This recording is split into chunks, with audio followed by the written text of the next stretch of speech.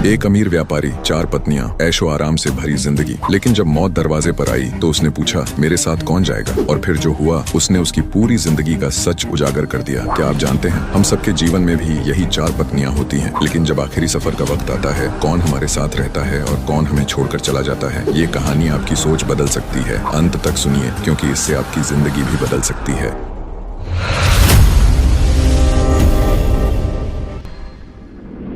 एक समय की बात है, एक बहुत ही अमीर व्यापारी था। उसके पास धन दौलत की कोई कमी नहीं थी और उसकी जिंदगी ऐशो आराम से भरी हुई थी। उसके पास 4 पत्नियां थीं और वह हर एक से अलग तरीके से प्यार करता था। लेकिन एक दिन उसकी जिंदगी ने करवट बदली। वह गंभीर रूप से बीमार पड़ गया और उसे एहसास हुआ कि उसका अंत निकट है। उसने अपने आलीशान जीवन को देखा, अपनी भव्य हवेली, अपनी बेशुमार संपत्ति और अपने 4 पत्नियों को। फिर एक ख्याल उसके मन में आया, जब मैं मर जाऊंगा तो कौन मेरे साथ जाएगा? सबसे पहले उसने अपनी सबसे प्रिय चौथी पत्नी को बुलाया। वह सबसे सुंदर थी, सबसे आकर्षक। उसने हमेशा उसकी देखभाल की थी, उसे महंगे कपड़े पहनाए, स्वादिष्ट भोजन खिलाया और हर तरह की खुशी दी थी। व्यापारी ने कांपती आवाज में पूछा, मैंने तुम्हें हमेशा सबसे ज्यादा प्यार किया, तुम्हारा ख्याल रखा। अब जब मेरा समय आ गया है तो क्या तुम मेरे साथ चलोगी? चौथी पत्नी ने एक पल को उसकी आंखों में देखा, फिर ठंडी आवाज में कहा, बिल्कुल नहीं। और बिना एक और शब्द कहे वह चली गई। यह जवाब किसी तेज चाकू की तरह व्यापारी के दिल में उतरा। उसने सोचा, मैंने इसे सबसे अधिक प्यार किया, इसके लिए सब कुछ किया और यह मुझे छोड़कर चली गई। निराश होकर उसने अपनी तीसरी पत्नी को बुलाया। वह भी बहुत सुंदर थी और व्यापारी को उस पर बहुत गर्व था। वह उसे हमेशा अपने दोस्तों और व्यापारिक साथियों को दिखाना पसंद करता था। लेकिन उसके मन में हमेशा यह डर रहता था कि कहीं वह किसी और के साथ न चली जाए। उसने उम्मीद से पूछा, मैंने तुमसे बहुत प्यार किया, तुम्हें हमेशा अपने साथ रखा, अब जब मैं मरने वाला हूँ क्या तुम मेरे साथ चलोगी? तीसरी पत्नी ने हल्की हंसी के साथ कहा, नहीं, यहाँ जीवन बहुत अच्छा है, जब तुम मर जाओगे तो मैं फिर से शादी कर लूंगी। यह सुनकर व्यापारी का दिल जैसे डूब गया। उसकी दुनिया धीरे धीरे बिखरने लगी थी। अब उसके पास सिर्फ एक ही उम्मीद बची थी। उसने अपनी दूसरी पत्नी को बुलाया। वह बहुत समझदार थी, धैर्यवान थी और जब भी व्यापारी किसी मुश्किल में होता वह उसकी मदद करती थी। उसने कांपते हुए कहा, मैं हमेशा तुम्हारे पास आया, जब भी मुझे कोई परेशानी हुई तुम मेरी सच्ची साथी रही हो, क्या तुम मेरे साथ चलोगी?